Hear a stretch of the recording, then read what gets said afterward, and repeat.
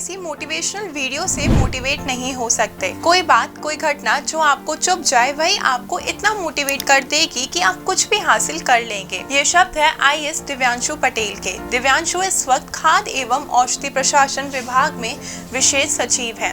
इसके पहले उन्नाव और उसके पहले बाराबंकी में तैनात थे। पढ़ाई से लेकर नौकरी तक उनके जीवन की कई ऐसी घटनाएं घटी जो चुनौतीपूर्ण है, प्रेरणादायी है और कुछ इतनी विवादित कि आज भी उनका पीछा नहीं छोड़ती। आइए जानते हैं उनकी कहानी के बारे में। नमस्कार, स्वागत है आपका प्रभात एग्जाम के हमारे यूट्यूब चैनल पर। अगर आप हमारे चैनल पर पहली बार आए हैं तो हमारे चैनल को सब्सक्राइब करना ना भूलें।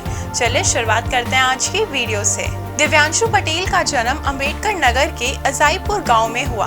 उनके पिता एपी वर्मा पोस्ट ऑफिस में क्लर्क थे और मां नीना वर्मा प्राइमरी स्कूल में हेडमास्टर थी। दिव्यांशु का एडमिशन किसी प्राइवेट स्कूल में करवाने के बजाय उनकी मां ने उन्हें अपने ही स्कूल में एडमिशन करवाया। दिव्यांशु अपनी मां के ही साथ स्कूल जाते और वहां पढ़ाई करते।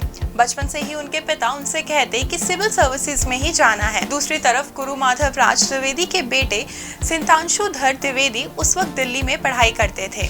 वह जब आते तो दिव्यांशु को वहाँ का माहौल बताते। इन दोनों बातों से ही बचपन में दिव्यांशु ने तय कर लिया था कि उन्हें सिविल सर्विसेज में ही जाना है। उन्होंने 10वीं तक की पढ़ाई बलरामपुर से पूरी की। इसके बाद इंटर की पढ़ाई करने के लिए दिव्यांशु अयोध्या आ गए।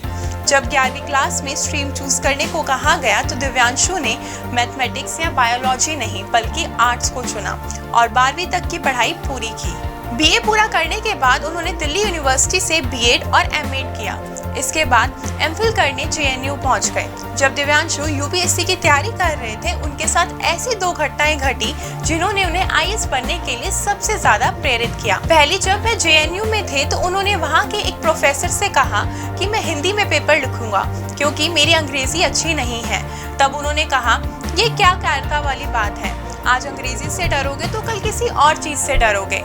बस फिर क्या था, दिव्यांशु ने उस दिन से ही अंग्रेजी पर विशेष ध्यान दिया और फिर यूपीएससी का पेपर भी अंग्रेजी में लिखा। दूसरी ये कि जब वह एक दिन अपने प्रोजेक्ट पर सिग्नेचर करवाने के लिए अपने प्रोफेसर के घर गए तब प्रोफेसर ने दिव्यांशु से कहा कि मैं साइन तो कर दूंगा लेकिन तुम मुझे गुरु दक्षिणा कैसे दोगे। उनके सवाल पर दिव्यांशु ने बोला, सर अब आईएएस बनकर ही आपको गुरु दक्षिणा दूंगा। इस पर प्रोफेसर ने उनकी तरफ देखा और पूछा, बन पाओगे? दिव्यांशु ने उनके इसी सवाल को अपने लिए मोटिवेशन बनाया और सर के दिए इस चैलेंज को आईएएस बनकर ही पूरा किया और उन्हें गुरु दक्षिणा दी। दिव्यांशु को आईएएस बनने के लिए काफी संघर्ष करना पड़ा। उनको ये सफलता अपने चौथे प्रयास में मिली। वह अपने पहले के तीनों प्रयासों में प्री भी क्लियर नहीं कर पाए, लेकिन उन्होंने खुद को डीमोटिवेट नहीं होने दिया और मेहनत करते रहे। उन्होंने बताया कि उनको मोटिवेशन अपने पापा से मिला। वह कहते हैं, उनका संघर्ष मैंने देखा था। वह हार नहीं मानने वाले लोगों में थे। वह हमेशा कहते थे कि आईएएस ही एक नौकरी है जो समाज के लिए कुछ किया जा सकता है। मैंने किसी मोटिवेशनल स्पीकर का वीडियो नहीं देखा, ना ही मसूरी की एलबीएस देखने गया। जब गया तो सीधे आईएएस बनकर गया। जब उन्होंने अपना चौथा प्रयास दिया तो उनकी ऑल इंडिया रैंक 205 आई और वह आईएएस बन गए। उनकी पहली पोस्टिंग बाराबंकी में बतौर एसडीएम के रूप में हुई। जुलाई 2021 में वह एक विवाद की वजह से सुर्खियों में आ गए। यह विवाद दरअसल बाराबंकी के बाद दिव्यांशु पटेल का उन्नाव में सीडीओ के पद पर ट्रांसफर हो गया। जुलाई 2021 में यहाँ ब्लॉक प्रमुख का चुनाव चल रहा था।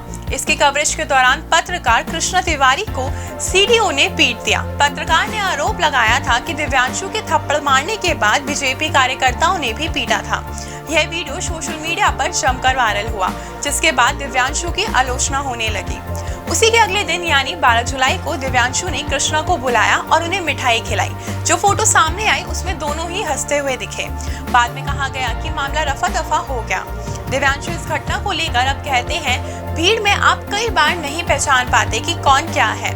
वो अपना काम कर रहे थे, मैं अपना। तभी कुछ ऐसा हुआ जो नहीं होना चाहिए था। दोस्तों, दिव्यांशु की इस कहानी से हमें ये सीख मिलती है कि हमारी जिंदगी में चाहे कितनी भी परेशानियां या चुनौतियां आ जाएं, लेकिन हमें हर एक चुनौती या परेशानियों को चैलेंज के रूप में लेकर उसे पूरा करना है। दोस्तों, अगर आपको हमारा ये वीडियो पसंद आया हो तो इसे दोस्तों के साथ भी जरूर शेयर करें और अगर आपके पास हमारे लिए कोई सवाल है तो उसे कमेंट में लिखकर हमें जरूर बताएं। आपसे जल्दी मुलाकात होगी एक नए टॉपिक पर एक नए वीडियो के साथ। देखते रहिए प्रभात एग्जाम। नमस्कार।